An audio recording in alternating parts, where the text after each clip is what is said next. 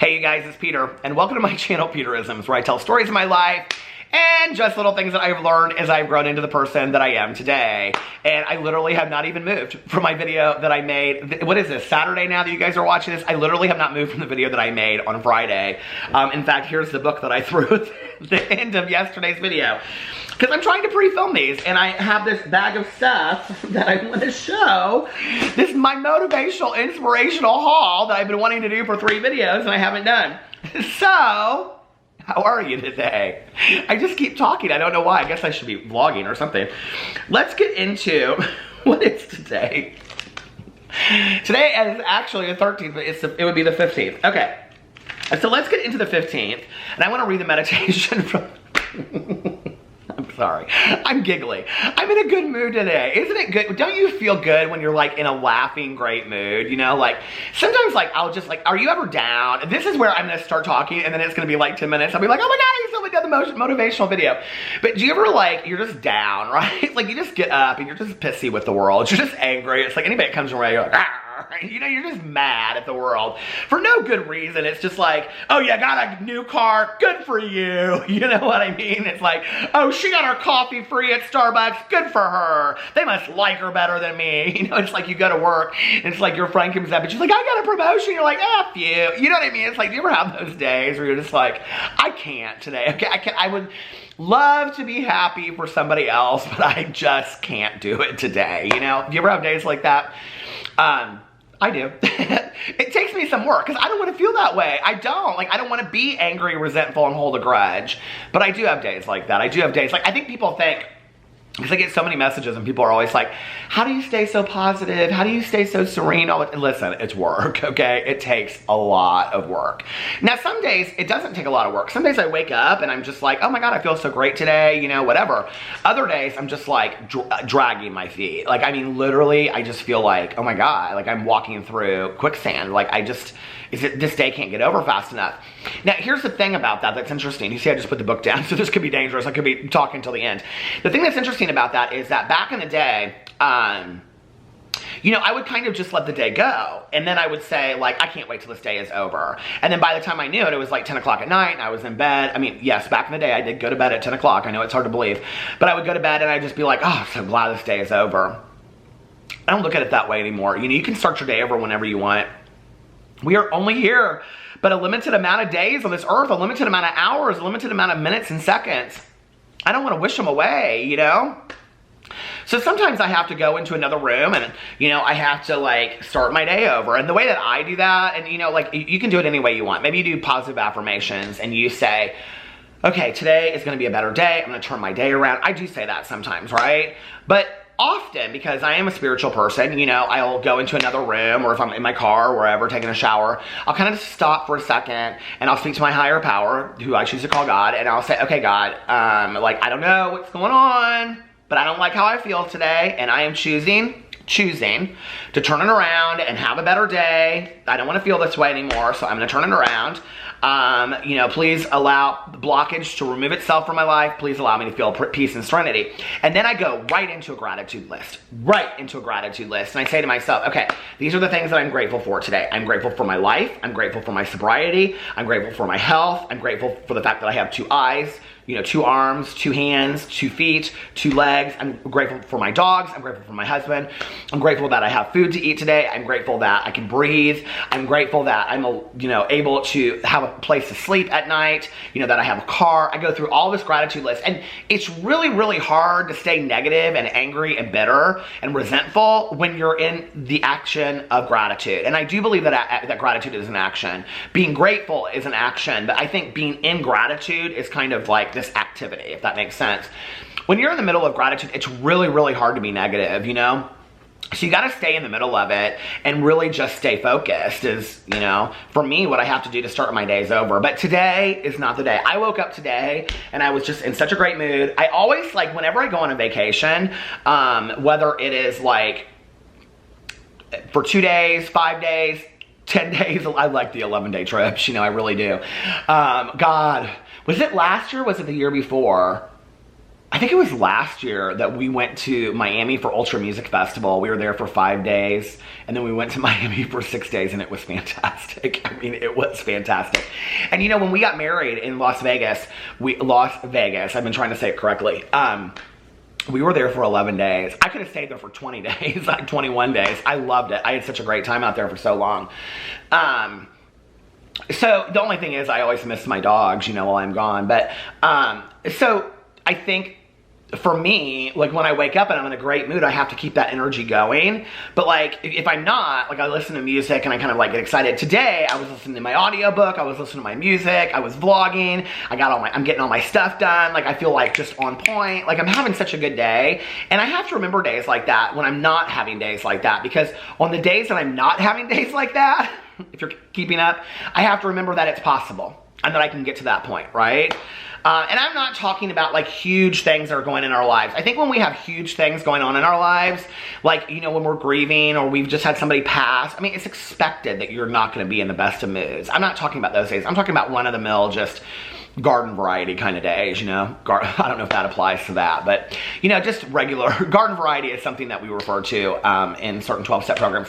But, you know, just like kind of in a joking way. But I think like if you're just having one of those regular down days, like you have to remember that there are going to be better days. And I always say it's the bitter. I say bitter because when I don't, people think I'm saying better.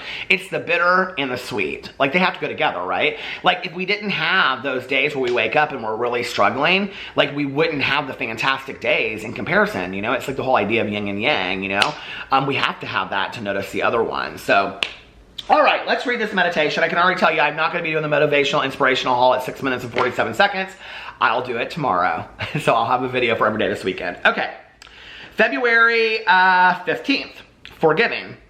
February 15th, forgiving. Life is an adventure in forgiveness. Norman Cousins. People are by nature flawed. There will always be times when we do things that are disappointing or hurtful to others. Sometimes these things are done on purpose. Sometimes by accident. In either case, the result is the same. Someone feels wronged.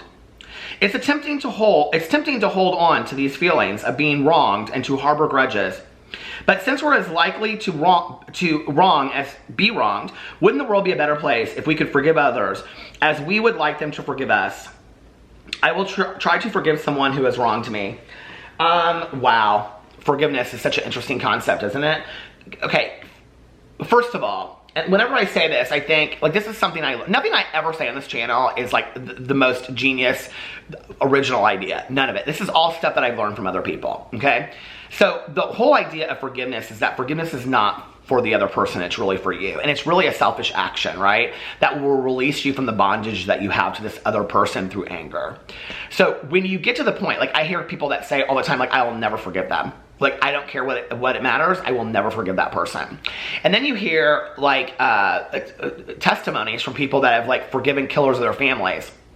I just listened to the book, Call Me God, about the DC sniper. And at the end of it, they have, like, all of these, you know, family members and families of the victims. And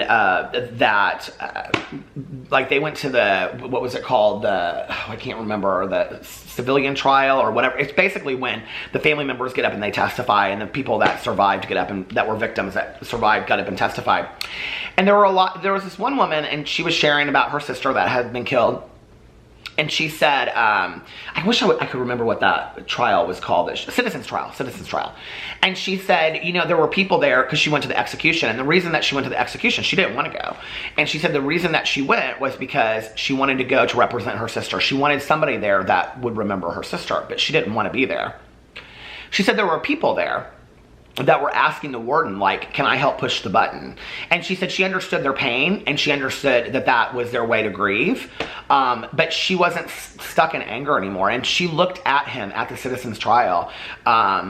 She looked at this, the older one, and she said, I forgive you. And she said she did that for her, you know, because she didn't want to be bound by anger through the rest of her life. Like, she just couldn't continue to be bound by anger. There's an Oprah quote, and I want to make sure that I get it exactly right. So let me pull into my notes. But I love this quote. Oh, shoot. I love, I'm trying to delete my notes here, and I don't want to do that. I love this quote so much. Forgiveness. Let's see if I can pull it up, by Oprah. I wrote it down exactly. Oh, here it is. You want to know when I wrote it? I wrote it on 3/9/19. I wrote it exactly as she said it. Forgiveness is giving up the hope. Oh, this was like an aha moment that Oprah had about learning what forgiveness really was. And she said, forgiveness is giving up the hope that the past could be any different.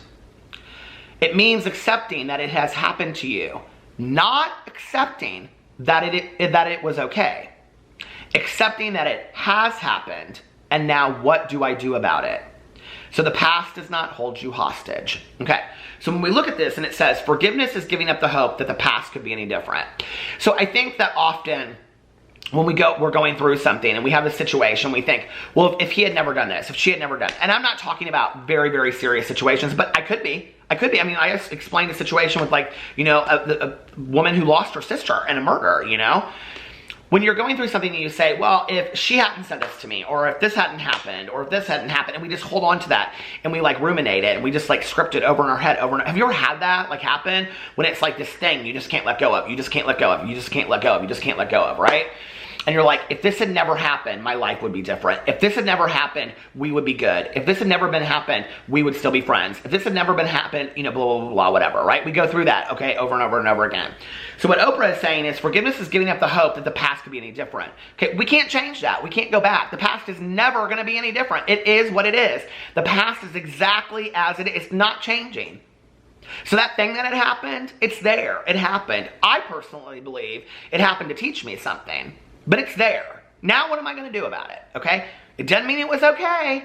It doesn't mean that for me to move on, or for me to move through, or for me to accept the past as it was, makes it okay. It might be the most unokay thing, It might be the most unokay thing, wrong thing that has ever happened in my own life.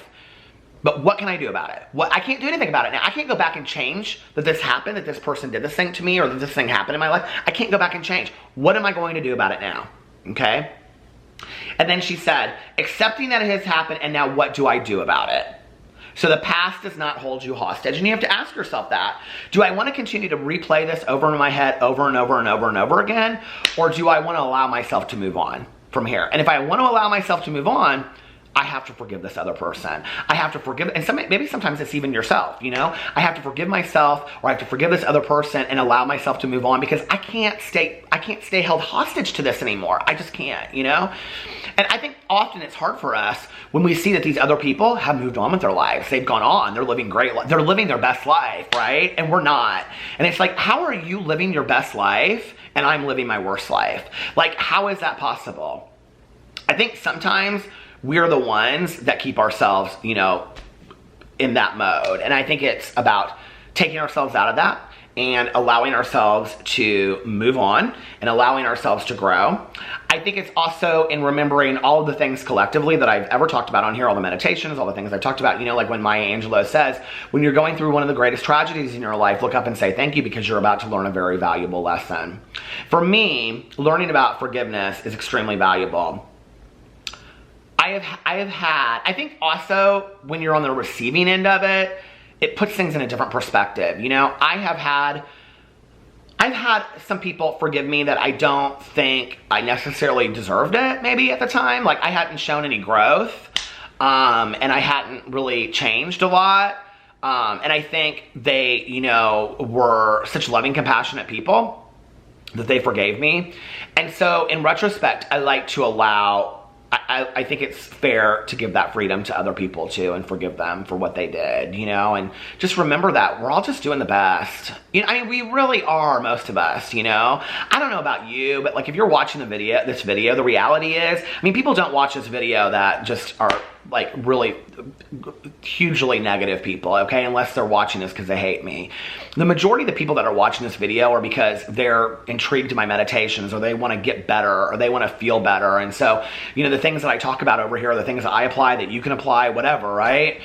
I think the majority of us want to do better with our lives, you know? I'm a big believer, like when Oprah says this too, you know, when you know better, you do better. It's so funny because I just watched AJ and the Queen, and RuPaul like quotes Oprah constantly through there. I was like, oh, this is so me. But I think it's true. Like when you know better, you do better. But you don't know, it isn't like when you know better, you do better immediately. Like sometimes it takes some lessons in life. You have to learn things, you know? So anyway, I think forgiveness is a hard tool to apply. I always tell people when they ask me, they're like, you're somebody that's very forgiving. I'm like, but I always ask myself this question first. Am I ready to forgive this person? Am I ready to truly let this go? You know, let it go. Like the recovery saying, you know, let go, let God. Am I really able to let this go and move through it? If I'm not, it's not time to forgive them. Like I have to feel it in my heart. I have to really, truly feel it in my heart of hearts, or it's not time to do it yet. So anyway, let me know what you think about that, that meditation. I'm gonna try to get to this motivational haul. If not, I'll do it when I get back from vacation. But anyway, I love you guys, and I will see you in my next video. Bye.